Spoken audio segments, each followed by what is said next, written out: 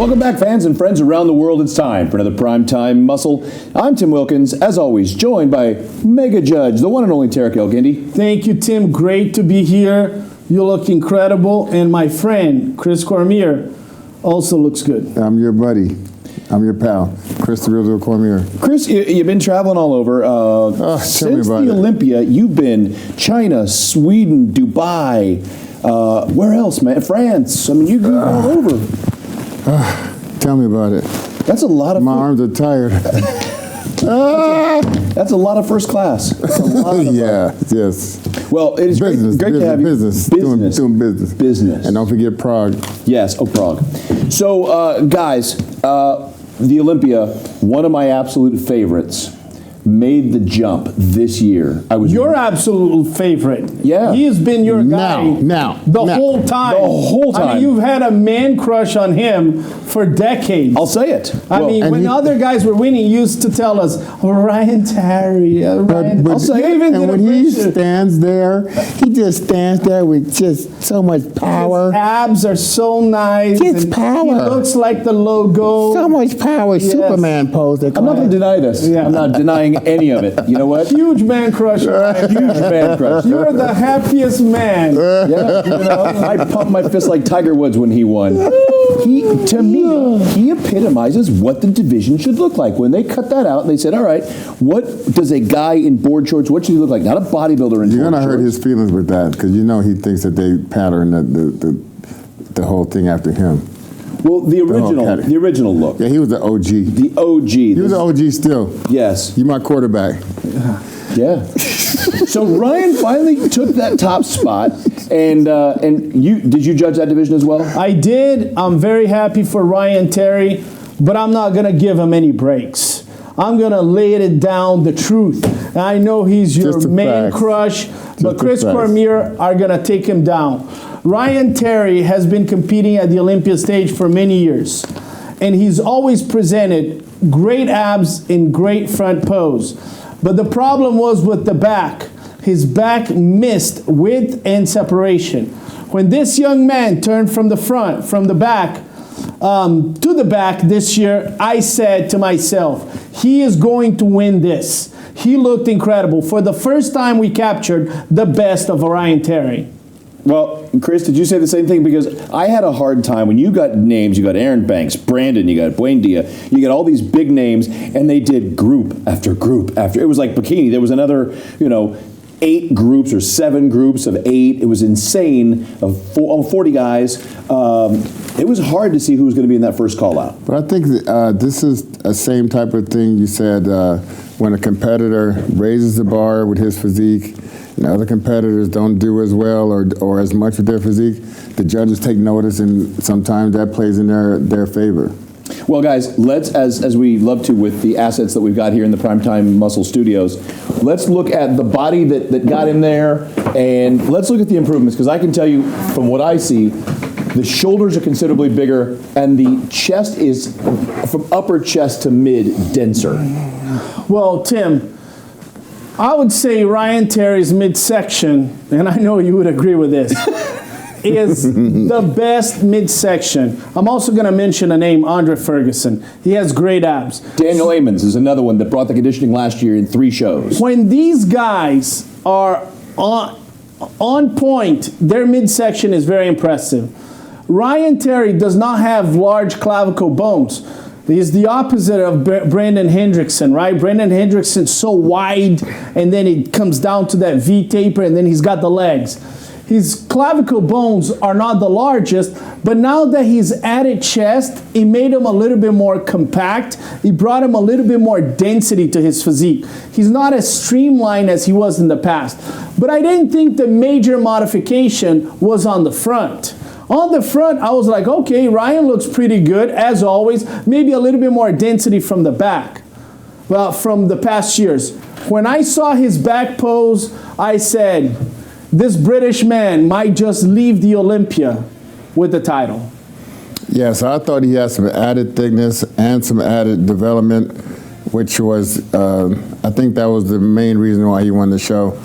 I even liked the shape of those trunks fit so well. I know you probably like that better than I would. Don't make it odd, guys. It's getting a bit weird.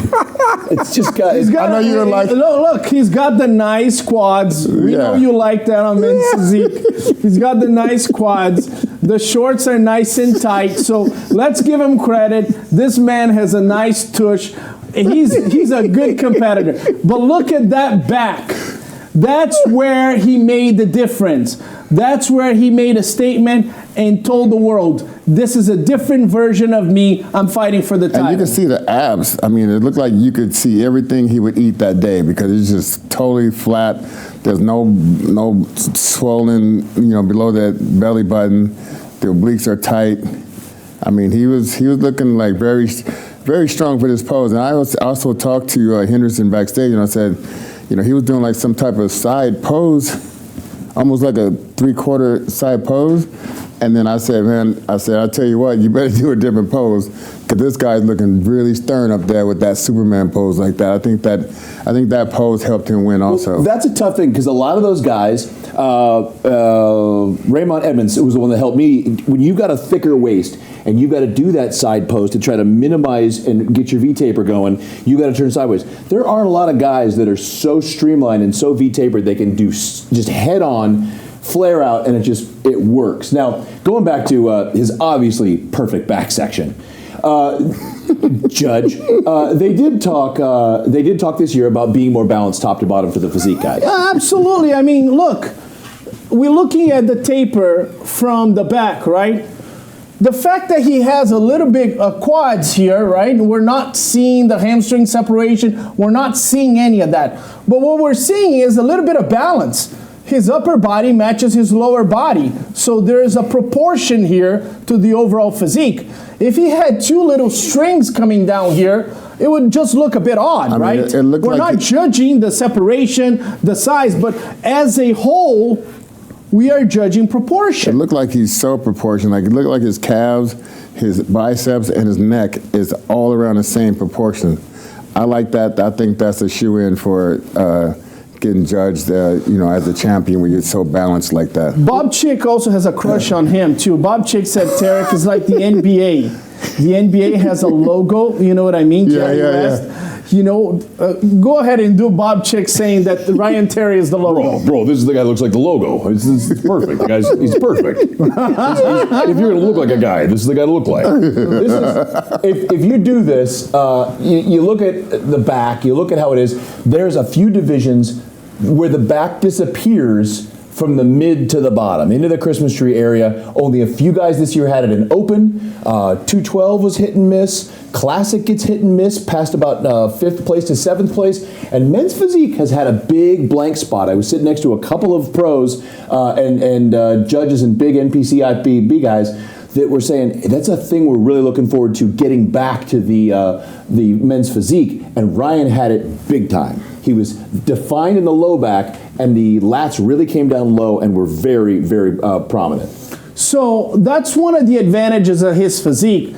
A lot of times you have wider shoulders, and it takes a little bit longer for you to develop your V-taper.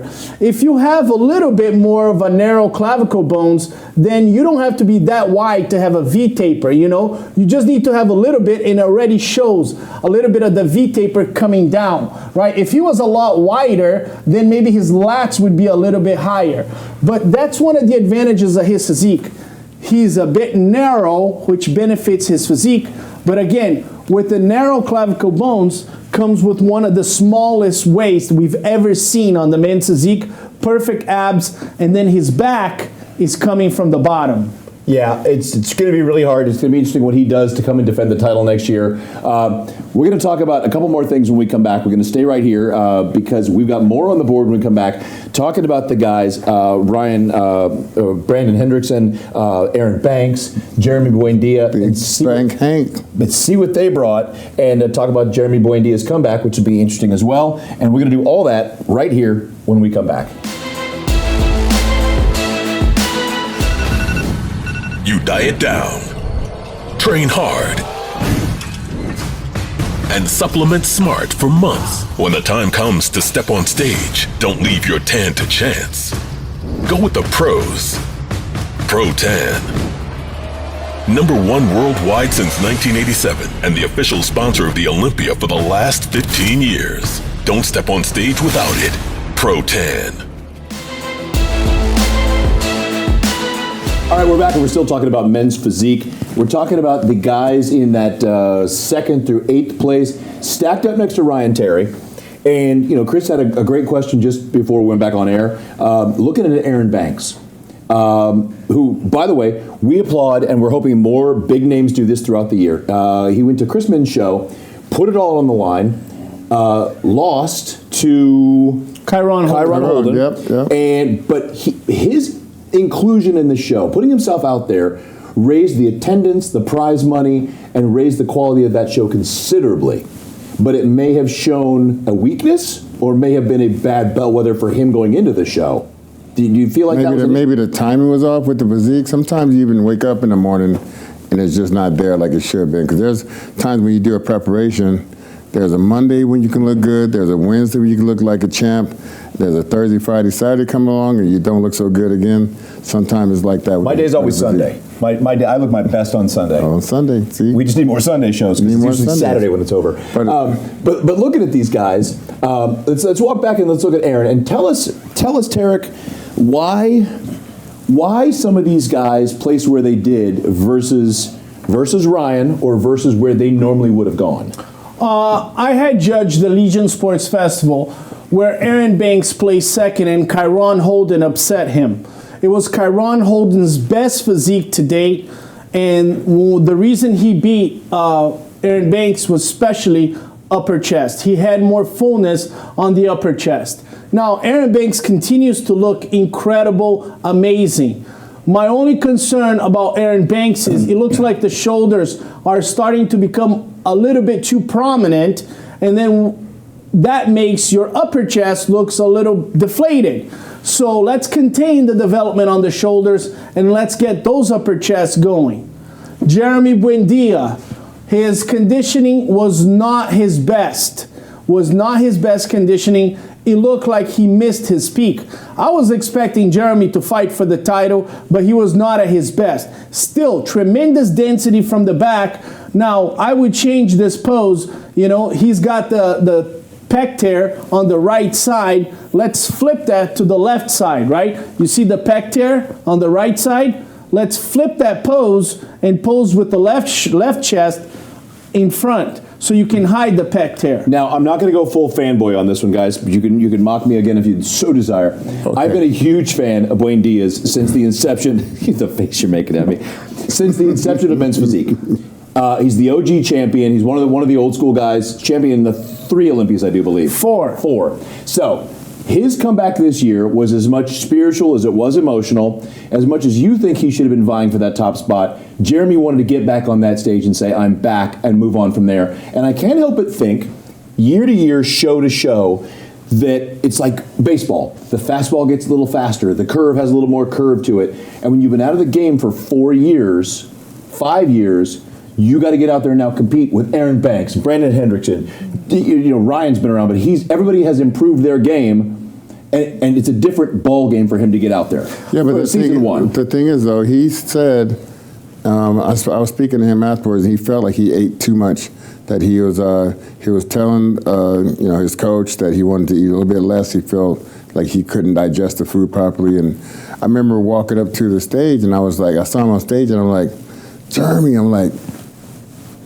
and he was trying, but nothing was moving. Oh. And it was just like, in that category, that's the first and foremost thing that the judges are looking for total contraction, diced abs. And if you're at a disadvantage, you can't really make that happen for the judges. Now, we talk about balance. Chris, look at those quads. Jeremy was up into the 200-pound range at his height before he started, and he was pretty hard. What do you think? Should he move up to Classic? I wouldn't move up to Classic. It's a different ball game. I mean, you could probably try it. I was just expecting him because he was looking pretty diced getting ready for the show. He was looking like he was going to be one of the most ripped guys up there and probably need to tone it down a little bit. I don't know. But, to see that I don't know if he's overspilled. I don't know if he, like you said, just maybe ate too much towards the end or something. But and that can do it also. I've seen a lot of competitors ripped to the core when it came down to the show. Maybe added a little bit too much food towards the end, and a little bit of fullness in the stomach that you don't really want. All right, Tarek, continuing on. Brandon Hendrickson, incredible V-taper, large clavicle bones. He gets the legs, which makes his waist small. What has been, the issue? And he's won the Olympia even when he was at his best. It's been a little bit of a deeper separation on the obliques and on the abs. I mean, look at the separation on his abs versus Ryan Terry. Ryan Terry, deeper separation. We're not seeing this with Brandon Hendrickson. And if he loses this from the front right off the bat, then Ryan Terry has a back, is game over. And that's why it was a convincing, this was not close. Ryan Terry convincingly won this Olympia. Now, there's some upper chest issues this year, I think, with Brandon. Maybe his shoulders got too prominent, like you were just talking about a minute ago, which takes away from that upper chest, which he's not missing by any great stretch. He's a big guy. Something about men's physique, guys, that they just, Aaron Banks, Brandon Hendrickson, they sometimes come in with bigger, like when you look at Ryan Terry, look, his shoulder's not popping out.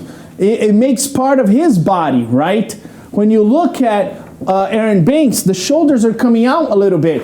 In the case of Brandon Hendrickson, it's just a matter of the shoulders are a bit developed, and because he has large clavicle bones, it looks like there's a little bit of emptiness on the upper chest. So these guys, they need to be conscious about that. And it also shows on the back pose. Look at Aaron Banks.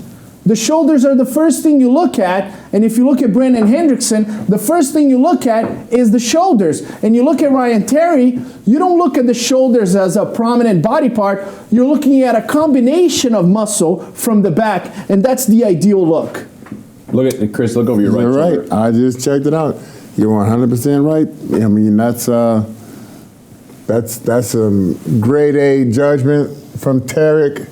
And you do get a lot of back when you hit that back shot. Not so much shoulders, just balanced all over, just balanced from front to back, and that's where you get a championship. And look at the thickness, Chris, on those lats on Ryan, and the shape compared to the other guys this year, where in the past it's just been about how wide can we get them, but now they're getting to some density. We've got width and density. Right, and I like the lats popping out like that. The Terry's minors and majors, those all majorly developed. He had a championship run. He posed better from the back. It looks like he has been able to bring a little bit back the elbows to create that separation, but still, it didn't compromise the width of his back. I give Ryan Terry, put the camera on me right now. Where's the camera? Okay. You don't get no Is camera. this the camera right here? We're all in there. Get a close-up here. Get the first one. Get a close-up. Where's a close-up?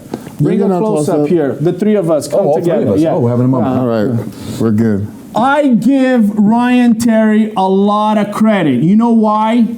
Because he competed many years and he never complained about anything. He continued to get better. And this time he nailed and he won the Olympia. So if you're watching this show, which I know you are, obviously, don't ever complain. Get better. The best marketing strategy is improving your service, is not complaining about your circumstances. This is Prime Time Muscle, just the facts. Back to you, Tim Wilkins. Thank you. So, guys, we're going to talk in a minute when we come back about the rule changes. And we've had a couple of rule changes this year already to men's physique wanting more balance.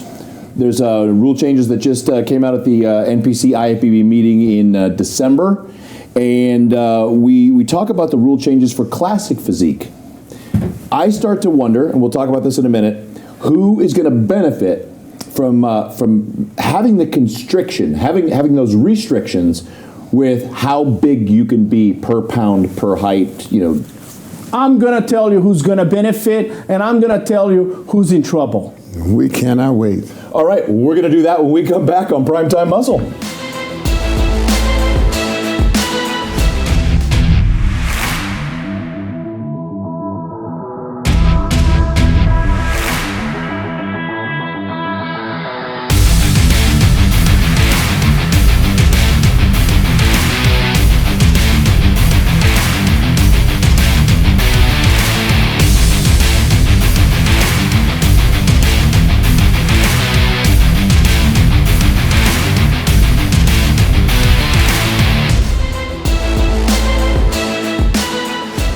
Still talking men's physique today. Some big changes coming, and over the last few years, just professional jealousy as an athlete, I've looked at some of these guys and I've said, these are bodybuilders in board shorts. And I've said, something has to be done to make sure that it maintains the beach body integrity of the He's category. been very critical. He's been very critical all these years. He's been like, this has gone too far. You've been very critical. Too much. Well, are you happy now? I'm getting there. Yeah. So tell me. You want us to base the criteria on your physique, I right? do. I want it to be small calves, Small calves, saggy skin in the low full back. head of hair. Yeah. You know? Okay, Tim, just give us some time. We'll get the criteria perfect At least for you. the over 55 class. For God's sake, man. Sure. So Derek, you told us before the break, you gave us a beautiful cliffhanger and a tease, as they call it in the television world. You said, I know who's going to benefit and who's going to not benefit from being restricted by height and weight. Well, you're going to benefit, obviously. You're one of them that's going to benefit, right? And if we create a skinny men's division, you're going to benefit even more. Yes. But on a serious note, Ryan Terry benefits from it. Aaron Banks benefits from it. Can we get the picture of those guys back there? Let's get the picture of those guys back there, because I'm going to tell you who's not going to benefit. Why? Okay? One of the guys that's not going to benefit is this guy here. 3-time Olympia men's physique champion, Brandon Hendrickson. He has quite a lot of muscle on top, and he matched it perfect with the legs. I'm going to say he's quite a few pounds over that limit. Now we're starting to verify this post-Olympia, right? Post-Olympia. So at the Olympia, it was the old criteria. Post-Olympia, Romania Muscle Fest, I was there, we started measuring guys. This guy does not benefit with the new rule. He's going to have to streamline his physique. Another guy that doesn't benefit is this guy here. Too heavy. He came for Olympia battle, and he looked like the Tom Platz of men's physique, okay? He had huge trunks, okay? I'm like Jeremy. He was wearing pants, and he couldn't even fit in the chair. Okay, so at some point, he's going to have to just cut a piece of this leg here, remove some testicles, do something. He needs to do something because it doesn't benefit him. This guy is streamlined. I think he's going to make the weight just fine. Let's contain the shoulder. Ryan Terry, your guy, man, he benefits tremendously. Who else? Charjo Grant. Yes. Charjo Grant benefits tremendously. So there's quite a few guys that are going to benefit. Kyron Holden's going to He doesn't benefit. Kyron Holden, prior to the Legion Sports Festival, was contemplating classic physique. So you know he put on some legs, and he's got that huge chest. One of the downfalls of Kyron Holden is that sometimes, even with the old criteria, he was too big. So that's a good call right there, Chris Cormier. Kyron Holden might not benefit. The streamlined guys benefit from it. There was a 4th or 5th place guy who took 4th or 5th at the Arnold and the Olympia. He's one of the global formulas guys. It'll take me a minute to get his name. Corey Morris. Thank you. I think he's going to do just fine. He might benefit. Yeah. You know, he's tall. He's got a beautiful physique, but he's got quite a lot of chest. I think he's going to be one of those big guys in the new criteria, but I think he's going to have to squeeze in 5 pounds because he's got a big chest. I know you're going to make it, Corey. No, he's got a big chest. Great competitor, really nice guy, but he's got a big chest. He might have to just reduce a little bit. It's going to be interesting, and you're right. I'm excited to see it maintain the integrity of the division because it was a few years ago, actually. It was an NPC show with a pro component, and I'm walking the range of the guys in the open C and D, which is usually that middle, that's the pro size guys. And I look at a guy, and I look at the next guy, and the next guy. What do you weigh? I don't know, man, about 210. 210? And the next guy, 205, 215, 210, 210. That's massive for a board short guy at 5'10 to 6 foot. Now, Tim Wilkins, let's go back to what I said originally. Is anybody complaining that Derek Lunsford looks a lot bigger than Larry Scott? No. Is anybody complaining that Chris Bumstead looks a lot bigger than Danny Hester? No. Are we complaining that Andrea Shaw has more muscle than Linda Murray? No. We're also not complaining that now the NBA players are dunking from the three-point line. We're not complaining that Steph Curry is shooting three-pointers from the middle of the court. We're not complaining that now quarterbacks are throwing for 400 yards. We're not complaining that Usain Bolt is running a lot faster than guys 30 years.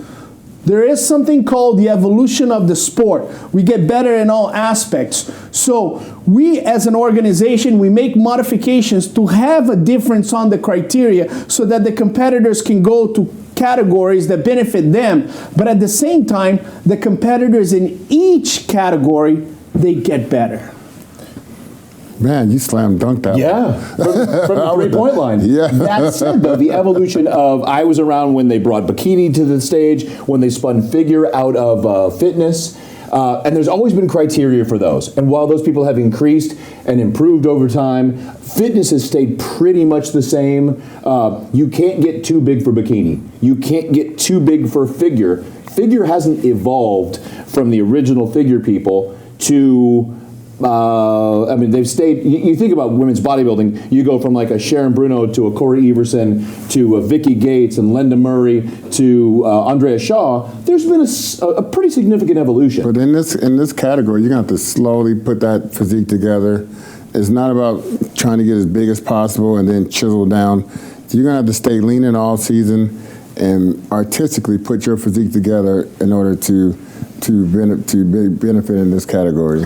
Listen, I commend the NPC and IFBB executive team because just like the NFL, we make modifications every year. Every year, we try to make it better. And the numbers don't lie. The NPC and the IFBB Pro League are expanding. I remember the first bikini competitor, Sonia Gonzalez, to win the bikini. Okay, she was a great competitor and she fit the criteria at that point. Today we have Jennifer Dory. There was an evolution, but nobody is going to complain that Jennifer Dory looks just a little bit more athletic than Sonia Gonzalez, right? So I am ecstatic to see the future of the men's physique. I think Ryan Terry, I think Aaron Banks, I think Charger Grant are some of the great competitors. And I'm also excited to see if Brandon Hendrickson gets streamlined, if Jeremy Buendia, who I know didn't nail it, if he comes back and fights for the title. But when it comes to decisions, the NPC and the IFBB Pro League, we're making every division work better, and we might come up with a division like for your physique. We just don't know how to name it. Chris, do you have a suggestion? I do not. AARP. But I did have Brandon Henderson winning the Olympia this year, and I was dead on the money on... No, you were not dead on the money. He didn't win. Let me finish talking. Dead on the money on the Open. I was close to the money on the Classic, and I was dead on it on the bikini. So if you guys want any other questions... Oh, you just love Jennifer Dory. Even if Jennifer Dory doesn't compete, he should have won the title. Louis Down. Louis Down. Because her and Chris are sponsored by Louis Vuitton, so they need to pick for each other. Well, I'm excited to see that. I'm also excited to see, guys, there's been a rule change this year, I think twice, if we want to be technical. Not this year, but over the last year and a half. Men's Physique and Classic. Men's Physique and Classic. Now, Tyler Mannion put out another video reevaluating Classic and saying, all right, the 6'1" to about 6'2", 6'3" realm is only going to get a couple pounds. The mid-range is going to get either 5 or 7, and then that bottom, 7, and the bottom realm was going to get 5. So that they're trying to balance out the balance of the bodies. There are some guys that are going to definitively benefit from that. Ramon, he benefited. He was able to add more muscle on the back, which makes his physique more balanced. Did that change the game? Well, he got pretty close to Chris Bumstead, but the result was the same. Urs Kalaczynski, he can fill up that frame. Now, and here's the question. I mean, I asked Chris, Brian Ansley looked a lot better. It benefited him. But do we really want Terrence Ruffin a lot bigger? He looks just perfect. He just needs to come in more conditioned. He actually was a little bit lighter than he had been. is what he told me when in Dubai. I don't know what his weight was at the Olympia, but he was significantly lighter in Dubai this year. It looked really good on him, whatever his weight was, because it goes back to your point. Bigger is not always better. And I think Urza is another one of those athletes. Last year at the Olympia, he could have been lighter. And he was obsessed with bigger, and he would have looked a lot. But he did go to Prague sharper. He did go to Texas sharper. And that's exactly what I thought he was going to do, because he was a little bit watery. I'm sorry, at the Olympia, Urs, I know you took third, but you were a little bit watery. And you got sharper, and you know you were sharper, and you posed like you knew you were sharper and better. And those pictures looked amazing. He deserved to win. Right. Tarek? I gotta tell you, Urs was not at his best. I know he's a great champion. He's gonna storm back. I thought Breon looked incredible. Ramon looked incredible. The 2023 Mr. Olympia is going to be unbelievable. And I'm telling you. 24? 2024. I'm still writing 23 on my checks. I'm sorry. 2024 at the World's Resorts Casino in Las Vegas, Nevada. Be there. I want you to go to olympiaproductions.com, get your pay-per-view, and remember, don't come asking me for tickets. Go buy the tickets. Man, I've had 7,000 people asking me for tickets. Do it now. Okay? Go buy your tickets right now. Resort World, I'm not sure if they're on sale yet because we had an issue last year, and I got friends saying the same thing. Bro, I missed the deadline. They went on sale, and it was like Taylor Swift tickets. Those things were sold out in hours for the Saturday night show. There was sparse tickets days after they opened for Friday night. It's going to be the 60th anniversary. Resort World, Las Vegas. It just keeps getting better and better. You got to focus throughout the year, guys. Don't wait till the last minute and try to do your diet then. Try to get ready for the after party. It's going to be not only the biggest and best 60th, we're bringing back all kinds of special guests, all kinds of tributes, and stars galore. Dan Solomon and the team are connecting with everybody who loves bodybuilding. Not that they have to, because they're coming out. They just love it. Shaq was there. Batista was there. I've heard more stars might be coming because it's Vegas. So all the stars are going to be there. And I know this, Tim and Chris, that if you're not there at the 2024 Mr. Olympia, you are going to have a miserable life and regret it for the rest of your existence. So there's your FOMO right there. Hey guys, as always, boy, this flies by. Thank you for joining us on Primetime Muscle. These two pros, let me tell you, Hall of Famer Chris Cormier. We put it down. We put it down. Tarek El-Guindy, Tim Wilkins. Like, share, subscribe, and as always, keep joining us right here on Primetime Muscle.